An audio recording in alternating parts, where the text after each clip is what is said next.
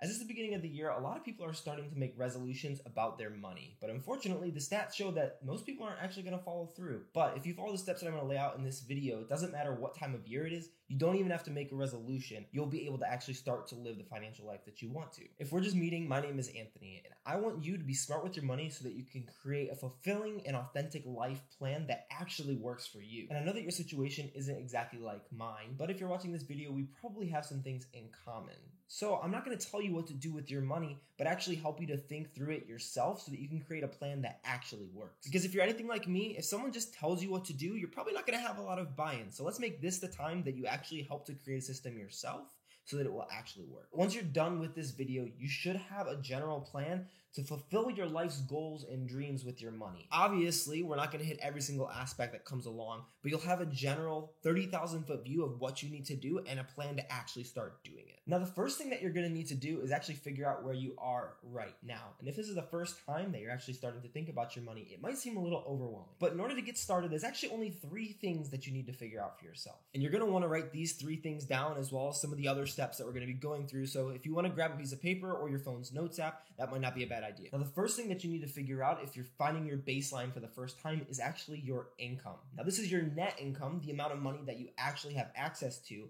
So if you work at a job for an employer, you probably have things coming out for health insurance and then for taxes. You're not looking at the gross number, which is the salary that they would quote you. It's actually the net amount that is going into your bank account every month. If you work for yourself or you're a 1099 contractor, your income might fluctuate a little bit more than if you have a steady paycheck. So there's 2 recommendations that I have here. First is don't forget about the taxes because you're going to have to pay taxes on that money and no one's probably going to withhold that for you. And then second is to either look at the average or lowest amount of income that you can make in any given month when you're finding out your baseline numbers. Because if your income fluctuates a lot, you're going to want to make your estimates and plans based on your lowest income amount or an average income amount, because if you do it based on the highest number, you're likely not going to hit that every single month because it will fluctuate. The second thing that you're going to need to figure out is your monthly expenses. Now, don't be overly idealistic here, and that can be the tendency when you are excited and getting started doing something, is to think that you're able to cut out everything that is absolutely non-essential from your life, but then you might not enjoy your life as much. You'll think that this is too much of a burden, and then you'll stop doing it. So be a little bit more realistic in this step. If this is the first time that you're writing down your monthly expenses, don't forget about things like insurances, debt minimum payments, as well as miscellaneous things, because there are often non-recurring expenses that will have to come up. For instance, it's January. Oh, we have to do this yesterday. Well, that's a fun realization. For instance, it's January, so we have to renew my wife's tags on her car.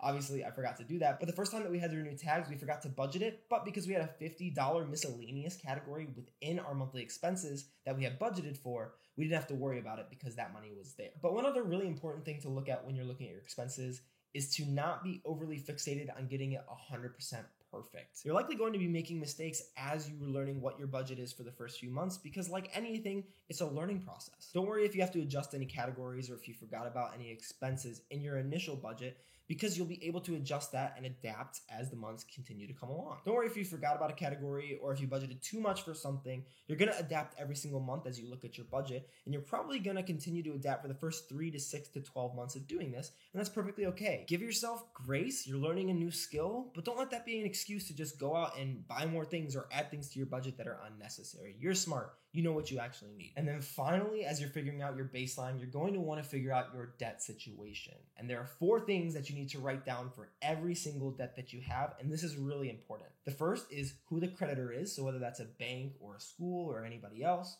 The second is going to be how much the total debt is right now. Then your interest rate on that debt.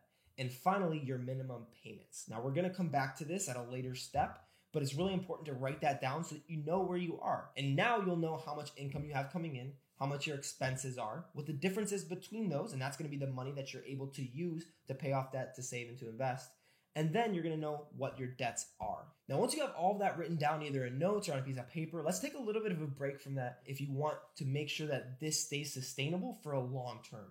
And that is to dream. Dream big. Dream about your financial goals, like having no debt, having a rainy day fund, having $1 million in investments. But more importantly than your financial goals are actually the goals that you have for the rest of your life. Figuring out your finances and building wealth isn't about just having a specific number in the bank or in your investments.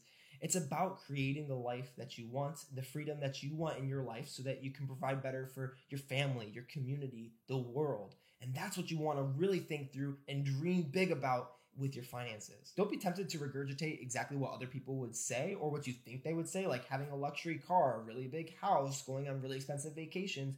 Really take some time to introspect and think within yourself, what are the things that you actually want with your life? What are the charities that you want to give large amounts of money to? What are the causes that you're really passionate about? What are the things that you actually want and need that you would feel fulfilled enough with? Because life isn't about the stuff or about the money. And look, I'm not someone who believes in visualization as some ethereal force that will just lay anything that you want in your lap. But that being said, having a visual helps you to reach towards that goal faster because you can see it in the future. So if you dream big about what that life might be like and you write those things down, you'll have a vision that you can come back to in the hard times, when you're struggling to finish paying off debt, when you're wondering if you'll ever get your emergency fund funded, when you're wondering if you'll ever start to invest, because those things will come.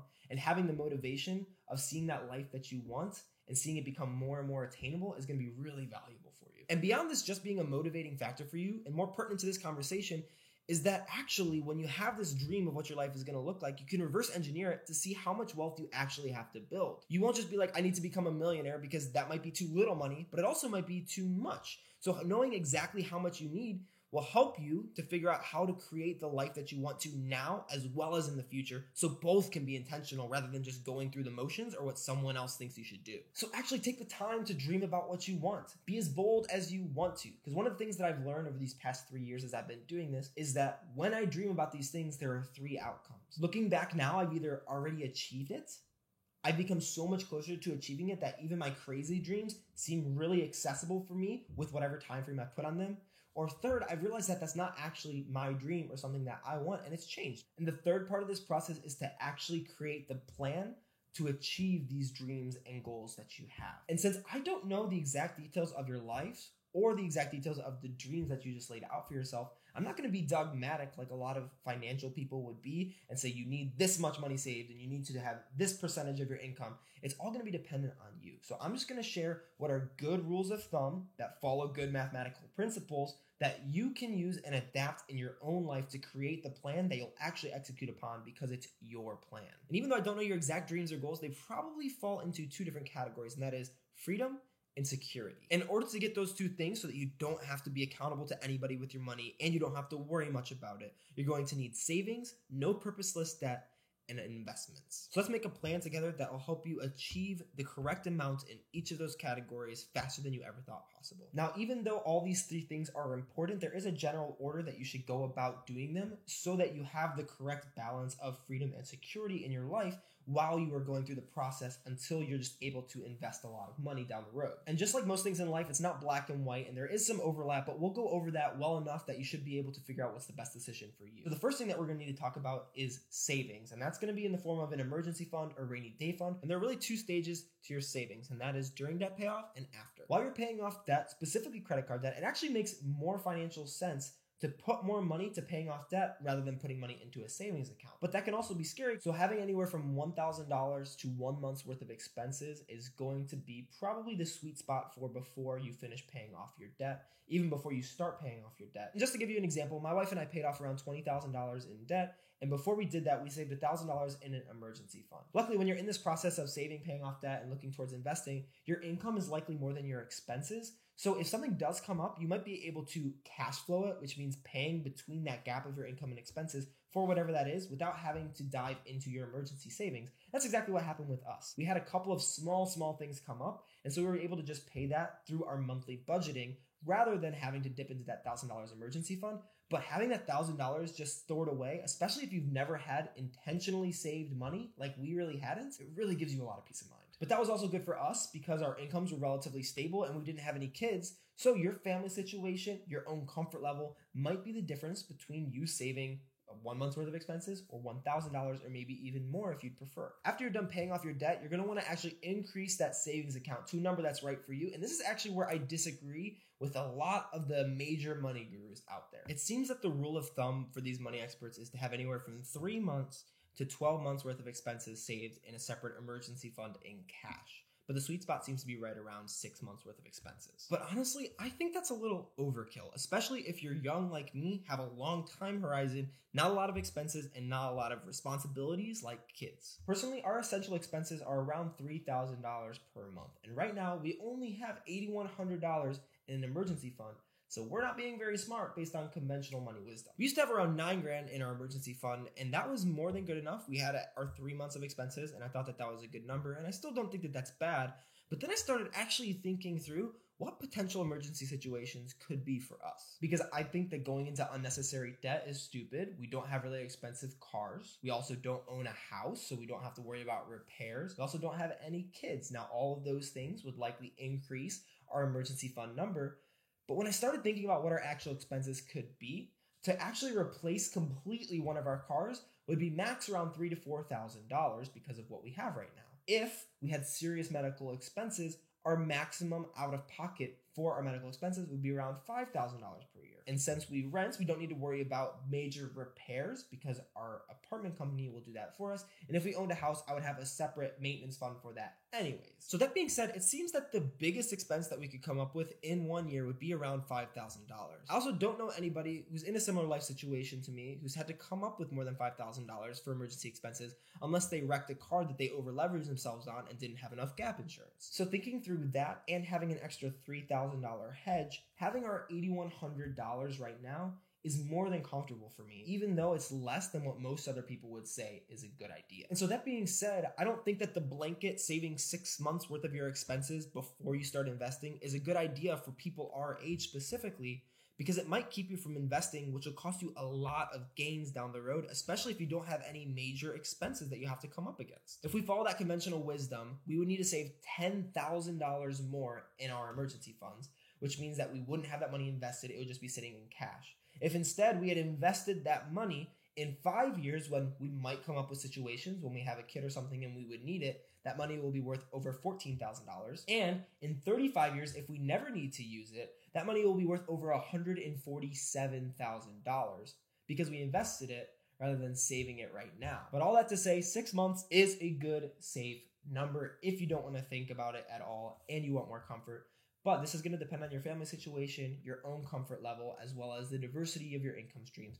And you're smart. You can figure that number out for yourself. But you're not even really going to worry about that final number until after you started paying off your debt. My introduction to thinking better about my money was actually from Dave Ramsey. And if you're familiar with him, then you know that he doesn't want you to have any debt at all. Now, I'm definitely not as extreme as he is in terms of views about debt, but I do believe that you should never go into any debt if it's not going to help your long-term financial situation. But if you do have debt now, let's figure out how to deal with it. Luckily, you'll already know your debt amounts, interest rates, and minimum monthly payments because we worked on that earlier in this video. And once you do have it all figured out, you have 2 ways to sort your debt, either by balance or by interest rates. When you sort your debt by balance, the way that you'd pay it off is by paying off the lowest balance first, and then moving on to the next lowest balance, and so forth until you pay off all of your debts. This is also known as the snowball method, and it's the preferred way of Dave Ramsey because you actually are getting little tiny hits of dopamine every time that you pay off those debts, and you're continuing to have motivation to move forward. And doing the snowball method is fine. That's actually how I paid off my debts, in all honesty, because I was still on that Dave Ramsey kick. And now I've thought through my money a little bit more, thought through my time horizon, and really figured out that that's probably not the best way to have done it. And so the mathematically better way to do it is actually by interest rates, which is also called the avalanche method. This way, you'll pick your debt that has the highest interest rate and pay it off completely first, and then move to the next and to the next, because every cent that you're paying in interest is a cent that you're not able to use to build wealth. And with the higher interest rates, those are charging you more interest on a monthly basis, so you want to pay those off first. But unlike those early days when I was on my Dave Ramsey kick and used the snowball method, I now understand that there are really 2 sides to the coin of building wealth, and that is paying off your debt, but also investing. So when you do the avalanche method, there's actually another way that you can do it if you're comfortable holding on to a little bit of debt. And let me explain why I think this might be a better way of doing it long term if that doesn't make you stressed out, because ultimately your finances are there to serve you, your family, your community, and your world. So don't do something that's going to stress you out because it's mathematically better, because your life is going to suffer because of it. And that little adjustment to the avalanche method is actually paying off all of your interest rates from the highest interest rate down until you get to 4% or below. And the reason I say 4% or below is because if you look at the average history of investing in a good diversified portfolio that's pretty easy to build out nowadays, you'd return anywhere from 6 to 10% over the long term. Now, this is something that I only recommend doing if you have a really long-term time horizon, or it's going to take you a really long time to pay off your debts, because if you're able to pay 4% in interest but earn 6 to 10%, you're going to make out ahead on that. And that's why keeping those 4% or lower loans, which would be on stuff like your phone or some student loans and also a home loan potentially, makes sense to me. But only do that if you understand what you're investing in, if you're doing it for the long term and you're not going to sell your investments in the next 5 to 10 years, or if it doesn't make you uncomfortable. Because if it makes you uncomfortable, just pay off all of your debts. That's totally fine as well. Now, there's one thing that's really important during all this debt payoff, and that is to make sure that you're at least paying your minimum payments on all of your debts. If you don't do that, not only can your debts potentially go into collections, but you'll really destroy your credit, which can hurt you from buying a house later down the road. So once we figured out your debt situation and gotten a plan for that, the last piece of the puzzle is actually investing. And when you get to investing, similar to saving, there are also 2 phases. There is the during debt payoff stage and the after debt payoff stage. But there's only really one thing that I would generally recommend people investing in while they're still paying off debt. And that one thing is the employer-sponsored 401k match. For instance, I used to work at Fifth Third Bank before I started working for myself.